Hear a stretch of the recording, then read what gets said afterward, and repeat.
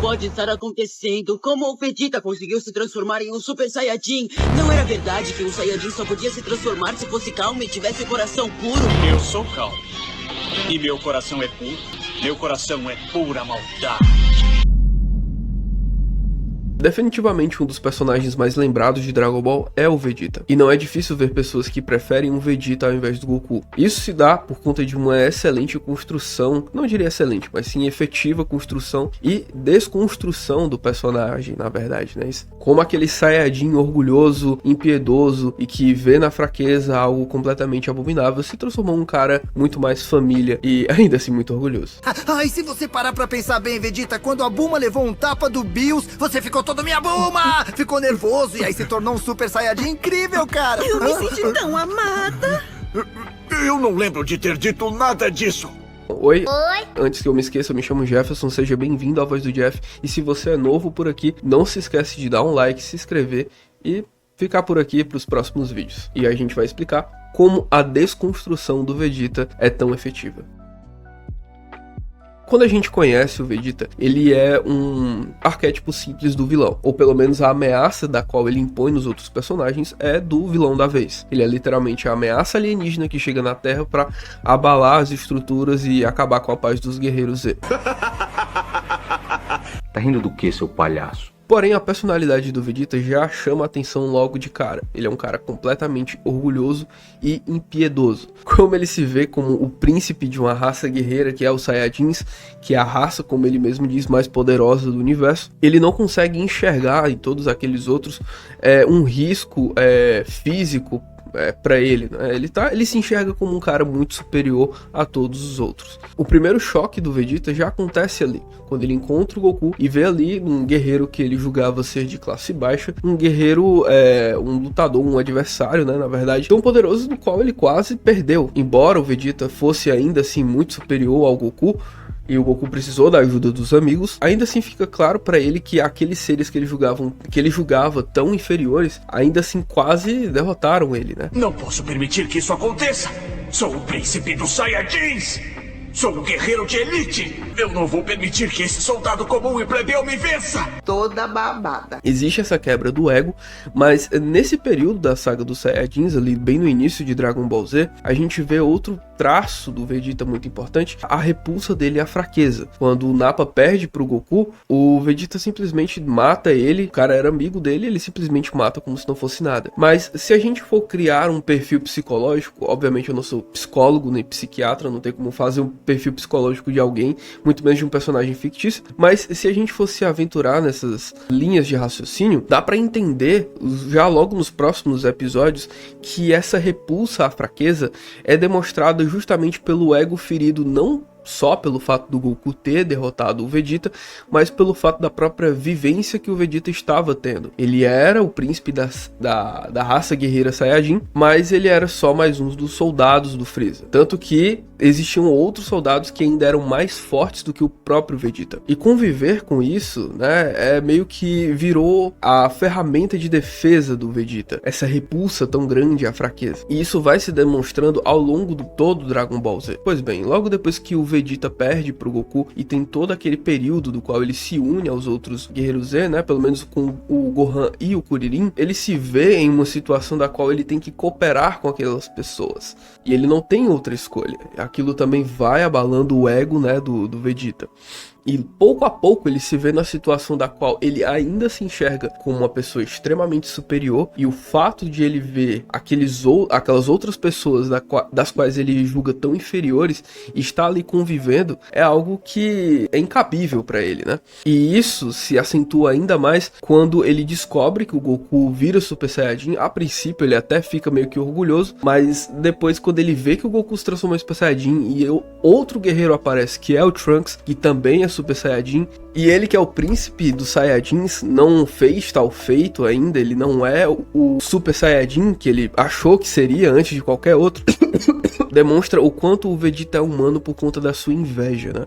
Então tem esse ego, tem a inveja e também tem a repulsa à fraqueza. Mas ele vai pro caminho justamente do qual o Goku percorreu para poder superar ele. O Goku superou o Vegeta pelo esforço, pela resiliência, pelos treinamentos. Já que ele se vê em situação da qual ele é inferior a outras pessoas, ele recorre ao treinamento. Então é a jornada clássica do cara que se vê superior a todo mundo, mas se encontra em uma situação da qual ele tem que descer do lustre, ele tem que descer ali do pódio que ele mesmo se colocou e perceber que ele não é tão bom assim. Para que ele se torne tão bom quanto ele pensa que é, na verdade ele vai ter que ralar tanto quanto os outros que o superaram. Porém, ainda assim, aquela armadura da repulsa, a fraqueza, do orgulho, da inveja, ainda assim é a única âncora que o Vegeta tinha com aquela imagem de príncipe. Então ele vai cometer muita cagada, ele vai deixar o céu se transformar, vai ser sim muito arrogante, não criar laços com as pessoas, porque ele vai reconhecer ali que ele tem realmente essa fraqueza,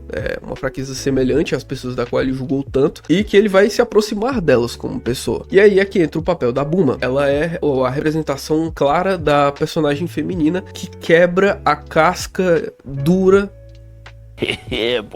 do machão que não pode ser contrariado. Ela mostra pra ele que ele é merecedor também de carinho, de amor, de afeto. Óbvio que os diálogos de Dragon Ball não contribuem tanto para que isso seja tão refinado, mas ainda assim é a estrutura que é montada e ela ainda assim é efetiva. Ah, mas que mulher mais metida! E como fala alto! Então, a quebra de perspectiva do qual ele é o mais poderoso nas lutas com os outros oponentes, como o Goku, e também a quebra dessa casca por conta da Bulma vai aos poucos colocando ele na situação de que ele pode ser mais um ali, ele faz parte daquelas pessoas. Mas na saga do Buu a gente vê que essa âncora ela é muito mais pesada do que a gente imaginava. Ali mesmo ele se entrega, ele vende a alma dele ao diabo.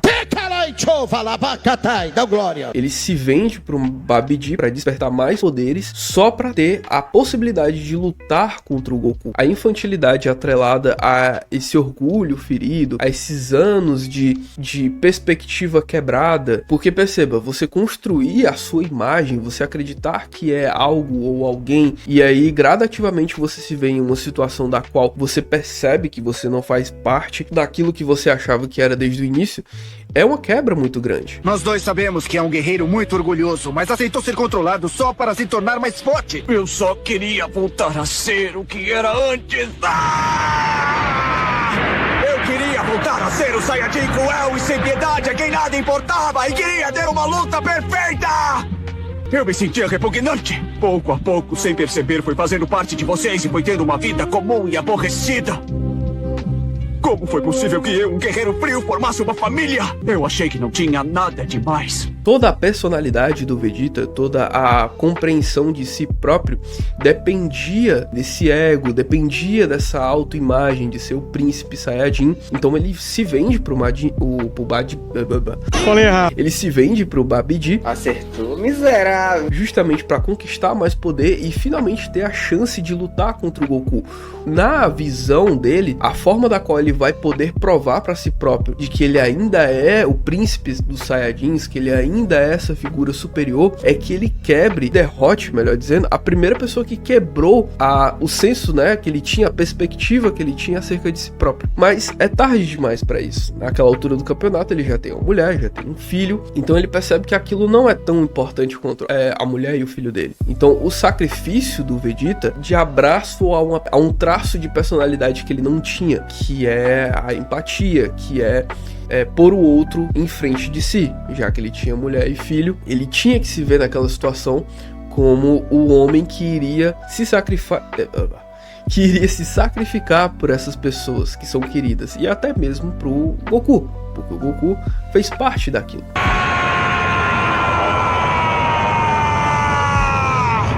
Como ele era uma pessoa que se via naquele cenário de que ele era a pessoa dominante, de que ele iria matar todo mundo, ele sentia orgulho de ser impiedoso, cruel e demonstrar superioridade acerca das pessoas à sua volta, e ele assumir que o Goku é o número 1, mesmo sendo um trecho de fala simples, ainda assim é um recurso muito poderoso para ver que o Vegeta ele reconheceu não a fraqueza, ele não abraçou a fraqueza que ele tinha tanta repulsa, mas sim ele se libertou daquele elo que na realidade fazia muito mais ele sofrer do que abraçar a perspectiva que seria ainda muito mais positiva. Porque se a gente vê que o cara tinha mulher e filha e ainda assim preferiu se vender só para provar o ponto de que ele era um cara superior, quando ele abrange a ideia de que alguém é superior a ele, na verdade ele tá se livrando dessa perspectiva anterior.